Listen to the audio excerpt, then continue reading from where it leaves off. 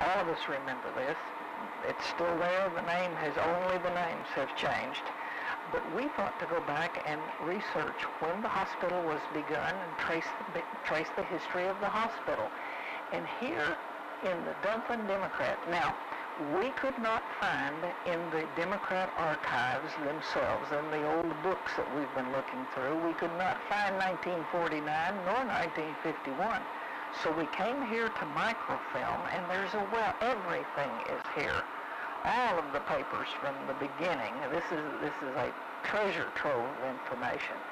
But here we found out, sitting here in the library from the Dunklin Democrat, August 19, 1949. Now, it's still a twice-a-week Democrat at this point.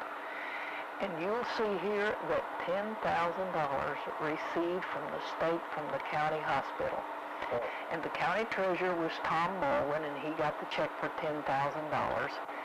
And it was made, here's an interesting thing. The $10,000 fund was made available to the hospital for adding memorial to the hospital name. The federal government will give the hospital 50 cents on every dollar spent, which will mean another $5,000. Now, it says here that the total received of federal aid will be $840,000 for the hospital. Tom Baldwin said the federal funds will begin arriving when 25% of the work on the building is completed. Now, we're going to try to trace, perhaps there's some pictures in here that we can trace the construction of the hospital. Interestingly enough, here's what else was going on in Dunklin County at that time. Look over here. Well, that we're having a new hospital for 2 new cases of polio in the county. Now, I remember when my children were small, I was scared to death for them because polio was a very common disease at that point.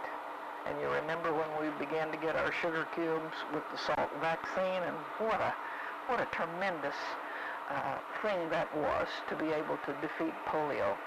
Now, look over here. Also on this front page, the swimming pool, Kennett's municipal swimming pool, was already in use, and 15,613 persons used the swimming pool in 6 weeks. Also of great interest, and let me turn this screen up. Let me pull this screen up, see if I know how to do it. You see what else is new? Kennett's Drive-In. Tommy's Drive-In was opened. It's the largest in southeast Missouri, and it was erected, all of you know, you've seen the old Tommy's Drive-In sign. It had a 45-foot specially built outdoor screen, and I remember we'd load the kids and the quilts and the popcorn and load them in the station wagon, and we'd go out and watch Cheaper by the Dozen with Lucille Ball, as I'm remembering one. There are 2 large lanes for traffic to move in and out of the show, and I will remember that. H.E. Boyd was owner of the theater, and of course it was named for his son, Tommy. By mid-September, the Democrat records that the work on the hospital is moving rapidly, and construction is expected to be completed early next spring on this 3-story building. Offices for the superintendent, doctors and nurses lounge and waiting rooms, dining rooms, several hospitals built on the 1st floor. The entire 2nd and 3rd floors are for patients, and 2 elevators will be installed. All right, we're up to February the 9th, 1951, and City Council is planning action on hospital completion, and they hear complaints that the sewer work has delayed the progress of the entire job. And when you read down here in the article, you find out that part of the difficulty came when a tractor rammed the lift station at Buffalo Ditch just as it was being completed, and it knocked half of it down. Well, that would give you a little delay. But here's another delay. In addition, one stretch of pipe was improperly laid and will have to be repaired or realigned. That might mean a delay of anywhere from, what does that say, 6 months to a year. And there are only a few more days' work left, but this aggravating thing has happened, so let's keep going. New hospital kitchen awaits patients. Now, this is February 16th, 1951. And you see, it's a rather dark picture. You're not really able to tell a lot, but it's ready for use in the $900,000 construction institution. The sewer, let me see, what does that say? Let's see, this says, the hospital authorities say the sewer holdup is the primary reason for delays in completion. So we're still having sewer problems, but the kitchen is ready to go.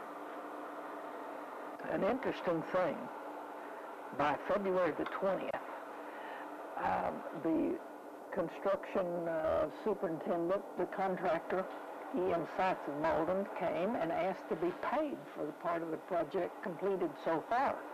But what's interesting is Treasurer and Dalton, who were the representing the city council, the attorneys representing the city council said rather that the plans and specifications determine the method of payment for the job, and that according to the contract, full payment is called for upon satisfactory completion of the job. And Mayor Karsten says everything is behind schedule, and the council had already paid him $1,000, and he isn't going to get any more till the job is completed. At the same time, the city council is debating about paying the man for the sewer work that's not been completed.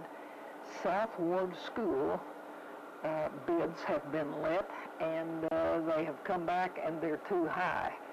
They had hoped for the school to be built for between $200,000 and $230,000. So they're going to do some substitution and make some less expensive features. So South Ward School is being bid on at the same time the hospital is being completed.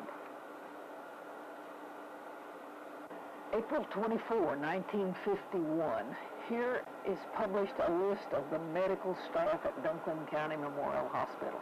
15 doctors have been selected with Dr. Paul Baldwin as chief of staff. And here is the list of the doctors. D.T. Dempsey, C.S. Linton, Dr. Quentin Tarver, James Cofer, Robert Green, E.L. Spence, Paul Baldwin, Chester Peck, Lois Wilson, Joe Zimmerman, Paul Miltonberger, and George Dunmire, all of Kennett, and Wallace English of Cardwell, and S.M. Bailey, and Dr. John D. Van Cleve of Malden. And others will be added, it says. And the note at the bottom says, plans for open house on May 12 and 13. We're proceeding with the dedication program scheduled for 1:30. We'll see if we can find that dedication program. May 11, 1951, dedication of the hospital on Sunday. The time has finally arrived, and several thousand Dunklin County citizens are expected to Kennett this weekend to go through the new hospital. Now, no patients will be accepted for a while, but it will be formally dedicated this Sunday at 1:15. It's a $1 million hospital, they say, and it gives the county the best from Memphis to St. Louis.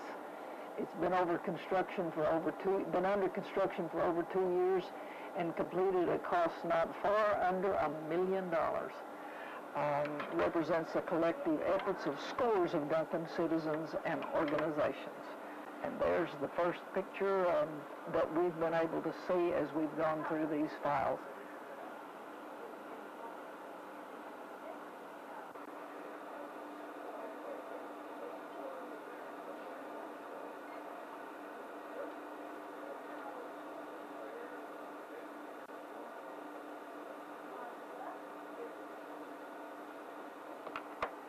At dedication of the county's new hospital. We're on May 15, 1951. Hundreds of persons braved the hot sun for 2 hours to hear a program of noted speakers from a wide area in Missouri. Paul Baldwin is chairman of the board, and he introduced a lot of people that We don't know.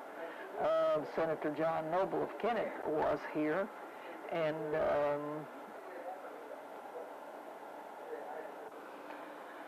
here's the picture. May 13th? May 18th, 1951.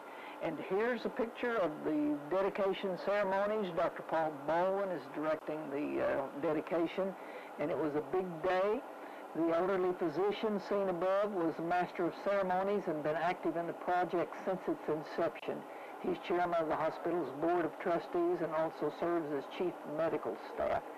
It was learned that the first patients in the $900,000 institution are expected to arrive this Saturday morning.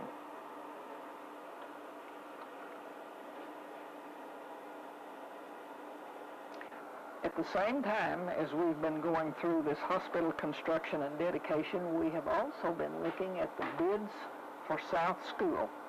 So South School and the hospital the same age, and bids are opened, and Dyersburg has submitted the low bid.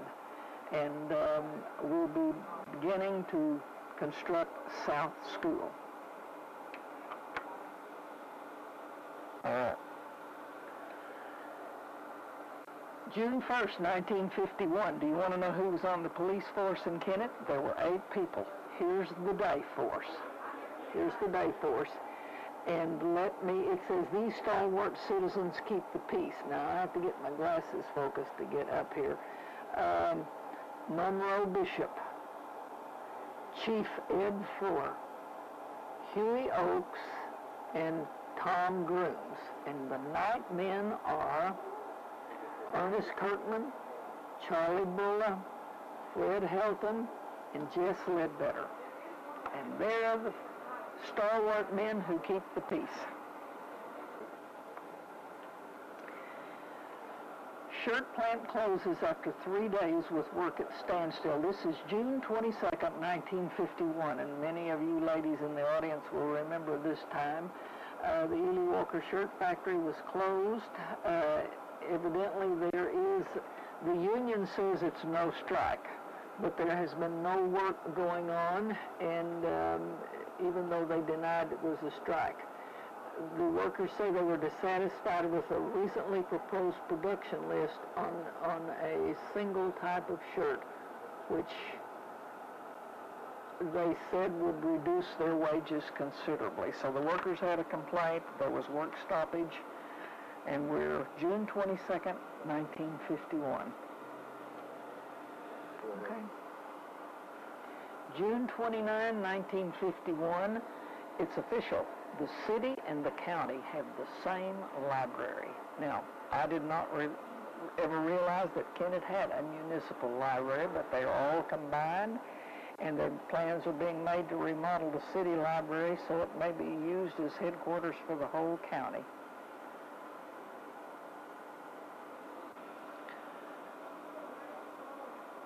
The Cotton Bowl Hotel. We have found the first pictures of the progress in recent months on Kennett Cotton Bowl Hotel. Here is the view of the city looking out of the hotel that's being constructed. And here is the hotel itself. It's going to have spaces for a beauty shop, a barber shop, and rental space. And they're planning to mop up the hotel shortage, because here's this hotel that's going to be built. It will cost nearly $500,000 when it's open for business, and it's being built with an eye to the future needs of the city. You have been watching Time for Talk. Time for Talk is a community betterment service designed to cooperate with our local community betterment program. Each evening, Monday through Friday at this time, Rosemary interviews local personalities